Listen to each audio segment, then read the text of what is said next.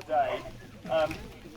I think the mythical creatures of Dartmoor have been on our side today, and obviously something has happened to create a bit of a spell in the weather for us to be able to come out. But thanks especially to those who have walked here in what was torrential rain. So give us a cheer if you walked over from Hound Tor.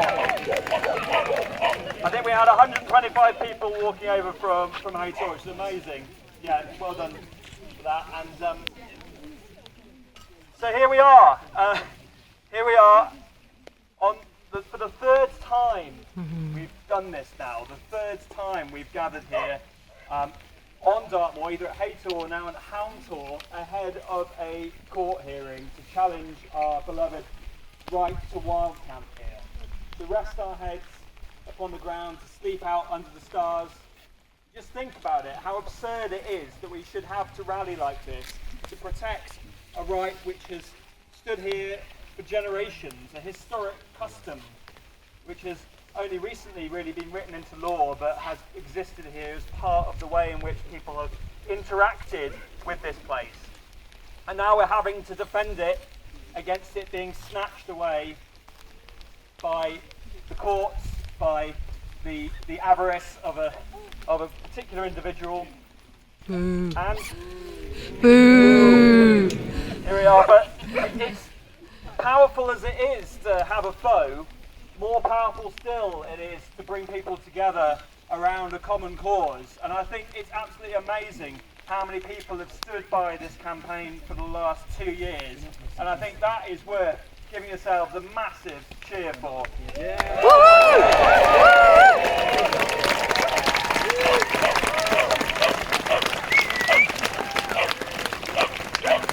And determined we are, the dogs are also cheering, thank you.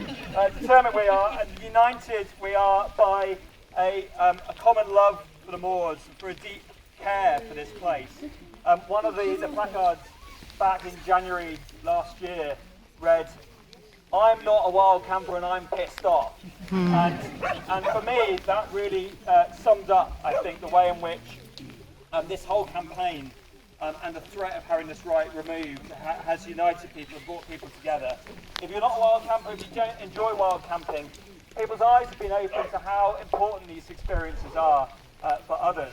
Not just now, but also in the future, but our children to be able to go out and have a right bestowed upon them to enjoy this place and to sleep under the stars. Now, we are facing, it is true, extinction. Extinction not only of ecologies, but also of experience. We are living at a time where we desperately need these opportunities to reconnect with place, to reconnect with more than human nature, to come out to places like Dartmoor and enjoy a right to be here. Now, we're not just talking about a right, we're talking about a sense of belonging, a sense that we can be here in amongst these other ecologies and reconnect. The right to wild camp here offers us a way in, an experiential gateway into connecting. It's a way out as well, of course. It's a way to find solitude, to find solace, to find peace beneath the stars. But the question is often asked, why do rights matter? Why not just have a permissive scheme, perhaps as they do elsewhere, perhaps as was suggested after the January court ruling last year? Why not just make some agreement with the landowners, perhaps in exchange for a bit of money? Well, to that we say, I certainly say no. The rights here matter. They matter because they offer this possibility of feeling belonging. They offer a doorway for those who are perhaps less privileged or uncertain about coming out wild camping, who wouldn't want to do it by stealth, who feel that this place, this tiny slither of land here on Dartmoor, which gives us these rights, is so important. It allows organisations like the Dartmoor Preservation Association. Can we get a cheer for the DPA? Yeah. Incredible work they're doing. Amazing work the DPA have been doing, and part of their work has been to take young people out to places like this in all weather and give them those opportunities. People that perhaps wouldn't have the opportunity to come out and do that. They give them the equipment, they bring them out, and they do that against all odds, against a huge dearth of funding for such things.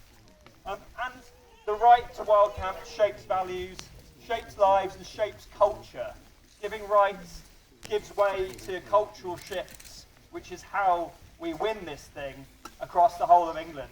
So here on Dartmoor, we've got a massive opportunity to showcase just what rights can do, and we've got 39 years of a legal right to wild camp here on Dartmoor, and we should be massively proud of that. So I think I deserve another cheer.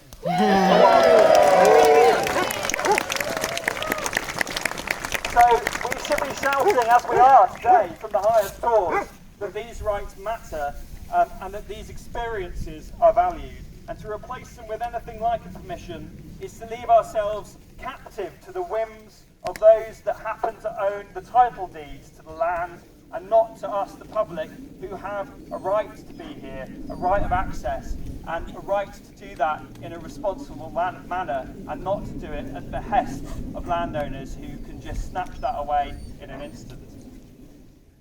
But these rights extend to only 70,000 acres on Dartmoor. Just 0.2% of the whole of England has the right to wild camp, and now that right is too on the verge of extinction. So we're standing here not just to defend these rights, but also to say, well, don't we deserve so much more than to have to defend this tiny slither of access? Don't we deserve something like that which Scotland enjoys, for example? There are other nearest neighbours available in Scandinavia and elsewhere. But Scotland, for example, there's a presumption of access to lands. There's a presumption of access with sensible exceptions. Not like in England, where we have a presumption of exclusion with some bizarre exceptions, as we seem to have at the moment. So Scotland points to something that we might achieve here in England, not just for wild camping, but for access to land and water beyond the 8% that we currently have in England. So we'll be outside the Supreme Court on Tuesday. The stars of everyone, right side.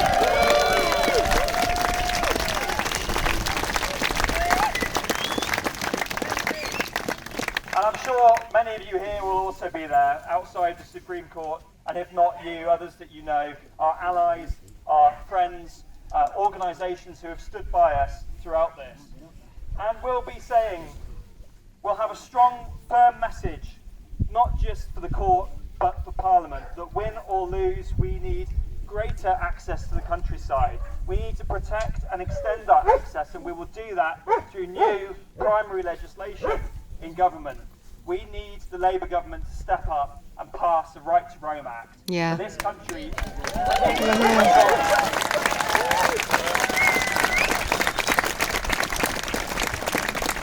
So maybe, just maybe, in my lifetime, certainly I hope my daughter's lifetime, we can enjoy something a bit more like Scotland has.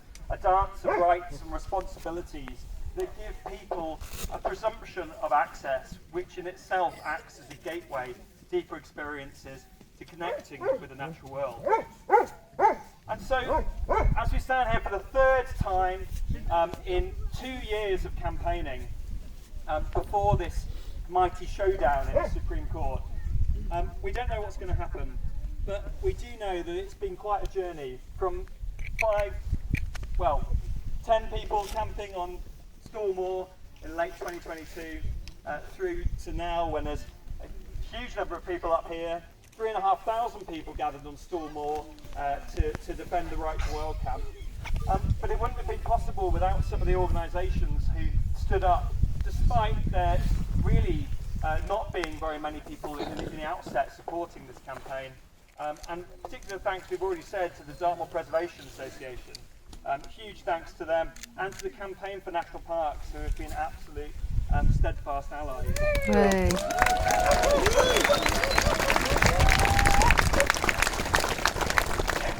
And the BMC are here today as well. We thank them. They've been really amazing on this, and particularly they've been putting together some incredible films. They've been pushing on policy, and we're really grateful for their support. And big thanks to, as well, thank you BMC, should get a cheer too.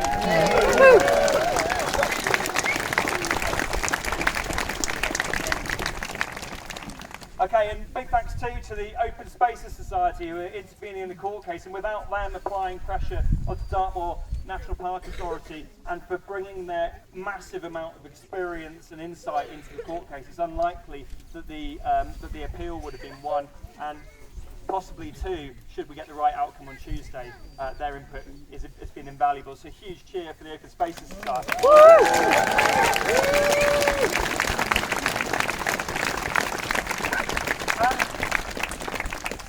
Dartmoor National Park Authority, there may be some clandestine members of the National Park Authority here amongst us today, who are very, very welcome. They have been doing such an incredible job. It's been 12 years of funding cuts to national parks. They've had their budget absolutely cut to the bone. They're facing court costs of £400,000 should they lose. Their membership has vowed to fight on after the initial ruling. Twice they've voted to continue to fight this court case on behalf of the public. And I think that deserves a huge cheer as well. Yeah.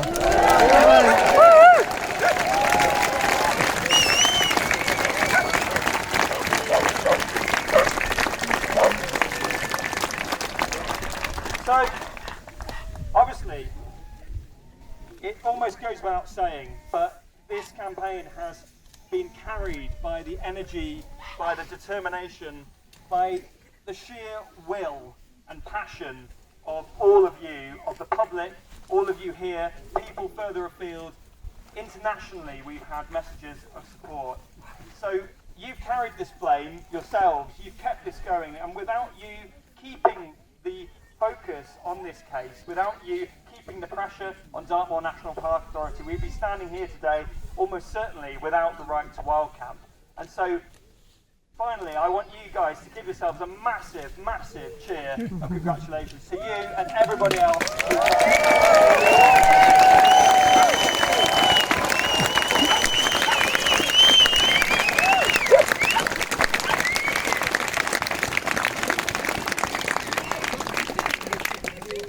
And I've just been reminded, of course, that there's one figure who we really need to give massive appreciation to, who I think came out in defence of these rights, could see that there was injustice being done, and knew it in their lichen-covered bones that this was something that they had to fight for.